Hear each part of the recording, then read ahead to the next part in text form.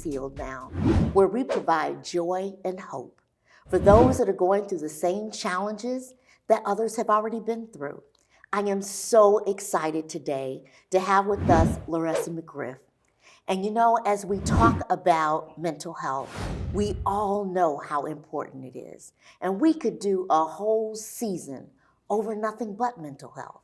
And today we're going to talk about trauma, the impacts of trauma, and what actually happens. So I hope that by the end of this episode that you have some insights on some things to help you if you know someone or if you're experiencing trauma. Welcome. Thank you. Thank you so much for having me. And it's a pleasure to have you on again for part two. I got to tell you that it is just overwhelming, when we talk about mental health, and it's things that we don't necessarily have conversations about, right? It's that hidden thing that we just don't share, we don't talk about, and people are experiencing things every single day. So I would love to get your insights on what you're seeing around trauma. Where do we begin? Look, we got a whole show. Well, to start off, trauma, right? What is trauma, right? Yes. Because trauma to you may not be trauma to me. Absolutely. Right? And so trauma is this big, huge word. So I like to shrink it down from an individual, and trauma could be defined as hidden pain. Hidden pain. Yes. Oh, Lord, we all have hidden pain somewhere. Hidden pain. I think it's those painful moments and things that happen that we keep in the closet and we never want to let out. Mm-hmm. The things we never talk about. Yeah. So how do you deal with hidden pain? And how do you, begin to address hidden pain when it exists? Well, there's a good trauma and there's a bad trauma. And a lot of people say, well, how can trauma be good? Well, good trauma protects us. So when we have trauma, right, we learn from that vicariously what not to do sometimes, right? We see shootings, we see things that happen with fires. And so from that, we learn not to do that, right? The first thing we learn as babies is not to touch a hot stove, right? Or how to have a fire escape plan just in case there's a fire, right? It results in trauma, and then we learn from that. But the bad trauma is when we actually are exposed to it or experience it, and then it sits there. It really sits there. Somewhat like a volcano. If anyone knows what a volcano does, years and years and years, it just stores up. It just stores up and stores up, right? And we become numb to it, or we adapt to it. We become different people. We become just adaptive to it, not realizing that it impacts our health, our mind, and our spirit. And it just takes over. What does that look like? I mean, we talk about our health all the time, and, not to be facetious or anything, but it's like, is it just stress? Is it just, and we know stress comes in all kinds of forms. It can do all kinds of things to us health-wise. But is it that it's high blood pressure, that it's, anxiety, that it's, what does it really look like? And does it vary by person? And if so, how do you know what's yours versus someone else's? Can you just give us some ideas around that? Yeah. Well, it's all of that, right? Stress, anxiety, health, mind, body, spirit, right? And I always tell, especially my clients who are coming in from trauma, the first thing is we have to go to the core. What caused the trauma, right? We have to dig and find out what it is. I see clients all the time, especially my couples, who come in and they are struggling, really, really struggling. And when I do a genogram and I go back to family systems, I'm like, that's where that comes from, right? Molestation or abuse, right? Or seeing domestic violence, being bullied in school, right? The news, being exposed to the news day in, day out, shootings, and All of these combinations we take in our environment and our energy, and it just becomes part of who we are. That's traumatic. And then how we respond to it becomes our personal trauma. Okay. And so we end up with this personal trauma from our reactions in terms of what we do. And what do you see come out of trauma? How are people dealing with trauma? Or don't they? Do you find it that people really are addressing their trauma, or they aren't? What are you seeing? Oh, wow. There are people addressing their trauma. And unfortunately, the result of that sometimes is death by suicide, right? And you're seeing that on the rise. You're also seeing homicide, suicide, where they take someone else's life and then their own. These people, that's pain. That's hidden pain. And unfortunately, the world is not equipped to recognize. You know, we're so harping on behavior instead of saying bad, right? Bad behavior, especially with our children. Why are you behaving that way? What happened to you? What's going on at home that's making you feel it's okay, right, to act that way? We don't ask the question why anymore. We just operate on the assumption that bad, right? Or they can control this experience that they're exposed to. You know, I don't want to bring trauma into the show, but there's a lot of examples, especially through the pandemic, where trauma has been seen firsthand through exposure.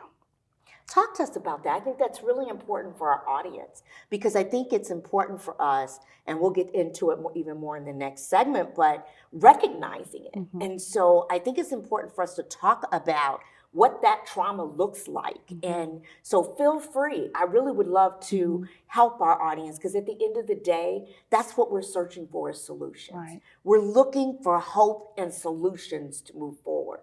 So talk to us about that. Yeah. Well, for instance, you know, when it comes to the pandemic and our children, you know, their only meal may have been when they went to school, right? And so when school shut down through the pandemic, where did their meals come from? Right? That's trauma. That's traumatic for a child to at least be able to look forward to going to school to get a meal.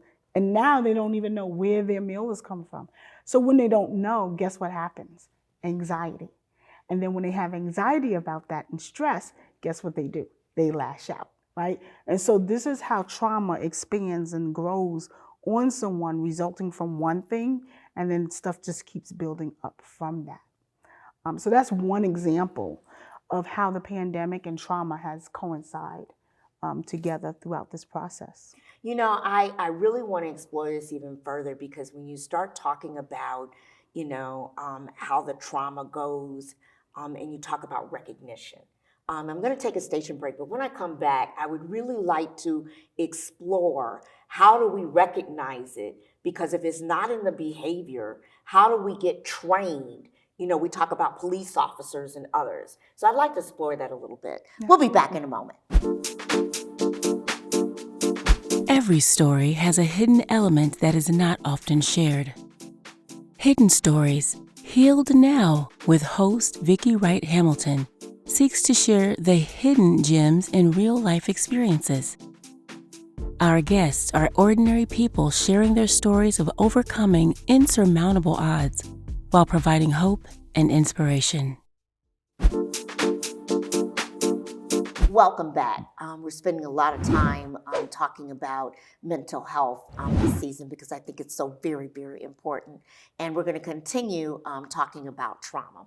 Before we took our station break, we were actually discussing, you know, that children don't know where their meals are coming from, they're having anxiety, etc., and that what do? They act out. So let's just talk about acting out as a child first. We want people to be trained to recognize this. How does a counselor or a teacher know, wait a minute, that child is suffering from anxiety? It's not that they really have a behavioral issue. How do you know the discernment to be able to tell the difference? Well, first and foremost, you're right. The teachers and people in the children's lives need to be equipped with resources and training on what they should recognize.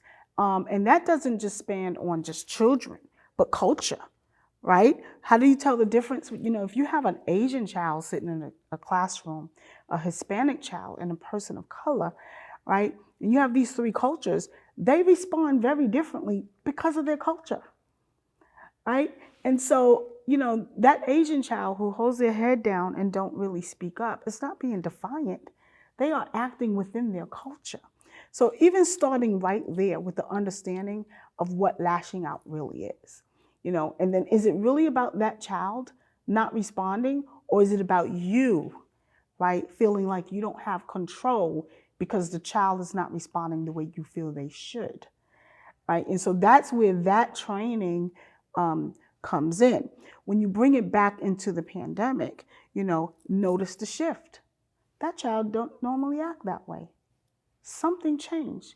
That child is acting differently.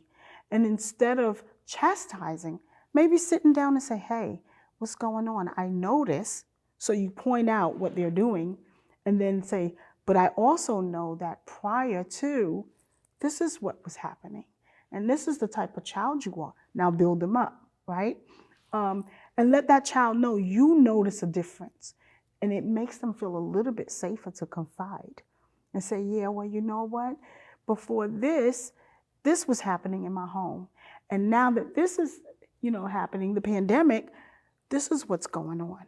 And then you have answers. Then you have a way of communicating with that child and getting that child assistance. So do you believe that there's specific training that we could give to people in service, whether it's police officers, you know, teachers, counselors, you know, superintendents, et cetera? Do you believe that there's training that we could give them that they really could recognize when it's a mental health challenge versus I just went and did this? How they can recognize that someone really doesn't mean to hurt anybody. They're not trying. They're really dealing with an illness. Mm-hmm. And is it that prevalent that it really can be recognized? You know, there's a lot of thought out there that mm-hmm. you want them to do something that they can't do, that even with training they can't do. They won't be able to recognize it. They don't know it. Mm-hmm. They don't know how to deal with it. Can you talk to us about that a little bit? Yes, absolutely. There is a way, I feel, and a lot of clinicians would probably feel the same way. It starts from the beginning, not when you're in the classroom, when you're in school to be a teacher, right? Or for a class. You know when I was in school, I had to take a sociology class, right? And I'm like, why do I need a sociology class, right? I know why I need a sociology class.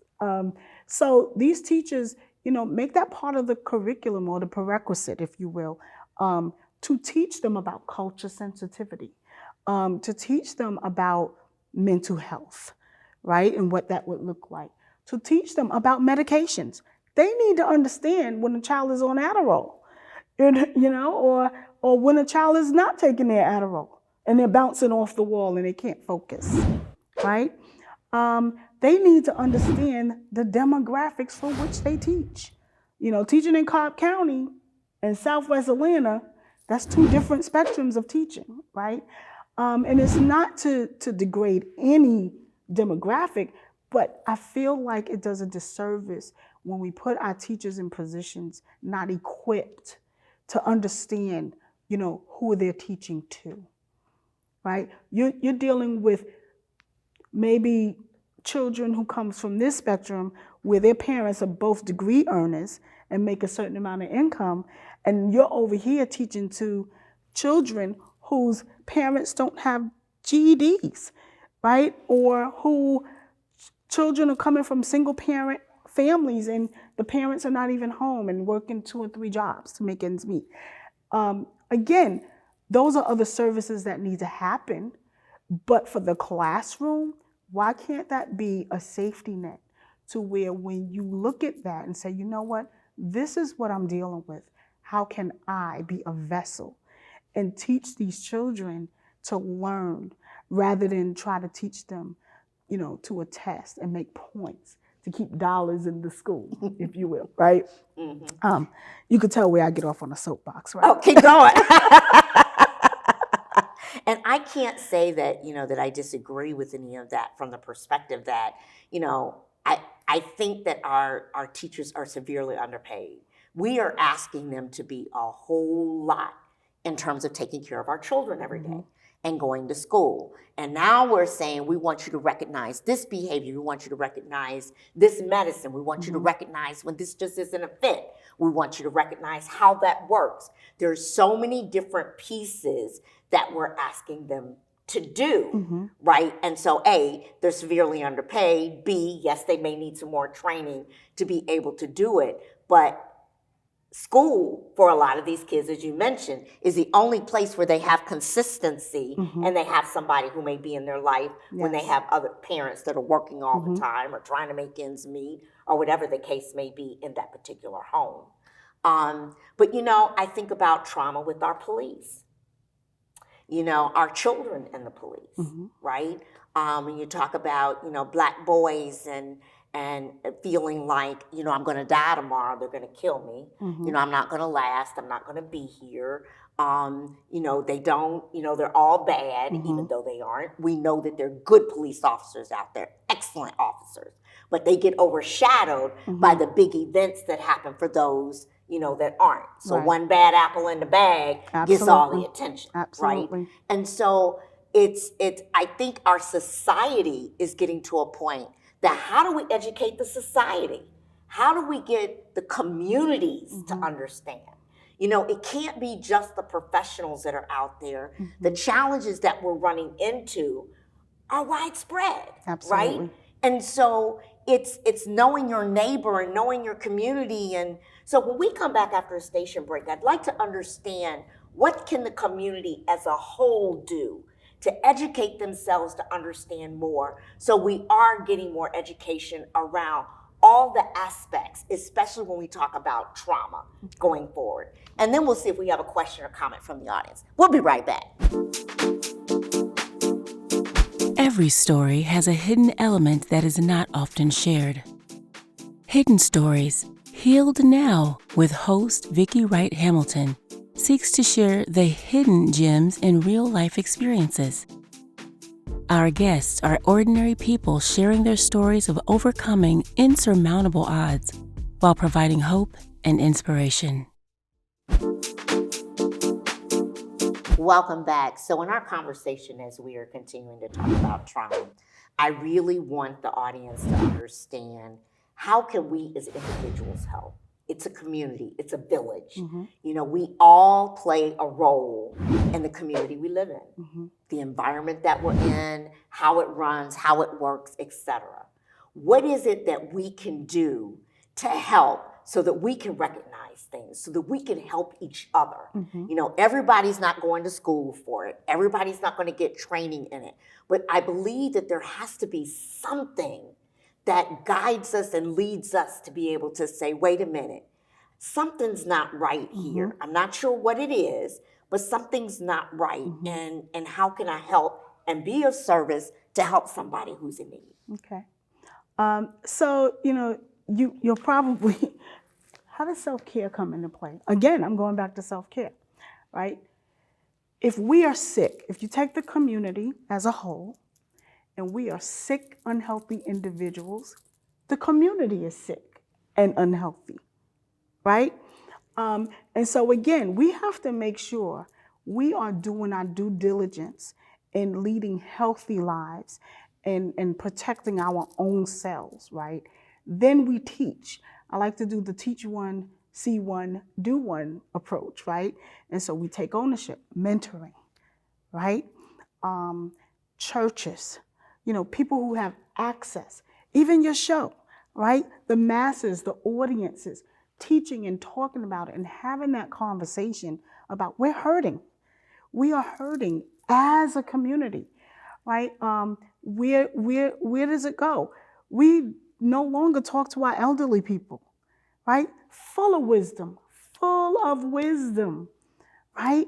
And they've gone through a pandemic. They've gone through a recession. They've gone, so why are we reinventing the wheel?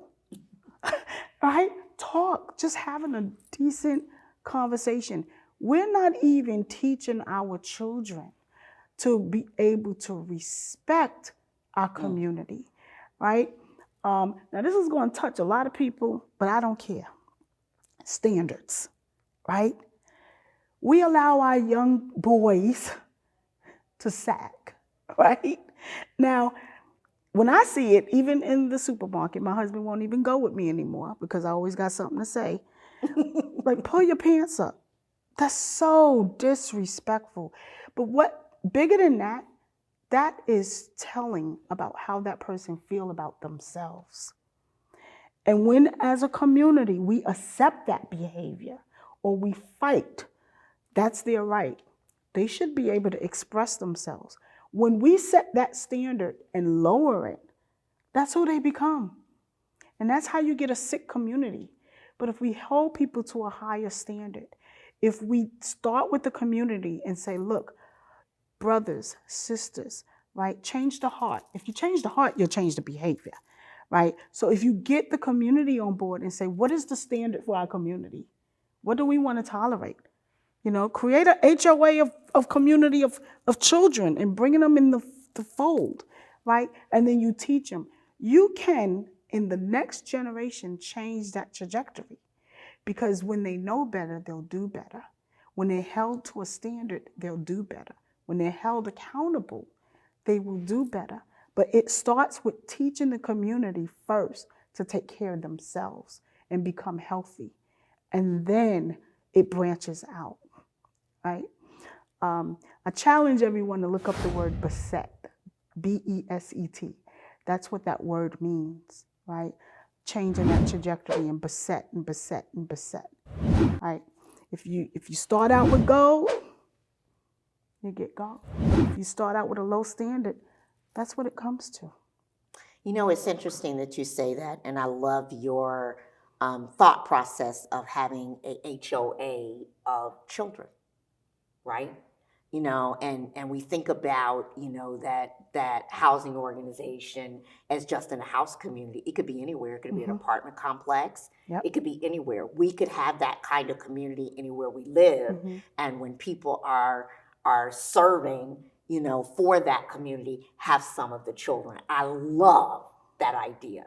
Because what it means is if they're part of the solution, they'll want to do the solution. Absolutely. Right? When they're not part of the solution, then it becomes more of a fight. Right? I do know that we all have our own personal preferences, and some people are like, oh, let them do this, let them do that. But I think the key here that we all have to keep in mind, and this is also personal of where you want to be, is what does that really say? What does that really mean? I know that even when I, in raising two sons, we did not allow them to sag. And they were like, how come I can't wear my pants down? And it's because we don't want the perception of what those pants say being down, because that's not how you were raised. So you're going to pull your pants up, right? Period. In conversation, we're going to pull our pants up. We never had to deal with it because they then saw other communities where they wore their pants down and how differently they were treated, right? And it was like, oh, now I understand what you're saying. And I think that's, like I said, it's a personal preference. Everybody raises differently. I get that, and that's fine. But to understand what the implications are of what you're really communicating is something that's different. Right. And I think that, all of the organizations that are out there that support young people, partner with them and make an association of those organizations. I mean, this could go on endlessly. I love this because the strategy that can be behind this in terms of growth and development could be monumental. And the best question to ask is why. You mentioned, you set the standard for your sons, right? But you know what? The key question could ask is, why do you want to do that? And why do I want to do that? Right? Why do you want to sag? Right. Why? Because my friends do. Exactly. So why do you start your own trend? Right? Why do you why if you're a leader, right? that doesn't make you a leader, right? That makes you just want to be a part of something, but the why. And that's part of the conversation that these big companies and everyone needs to collaboratively get together, right? And whoever has a stage can do that. And again, bring in the folks and have young people and ask the question, why? You know, I think this has been so insightful, and I couldn't agree more. Let's see if we have a question or a comment from the audience.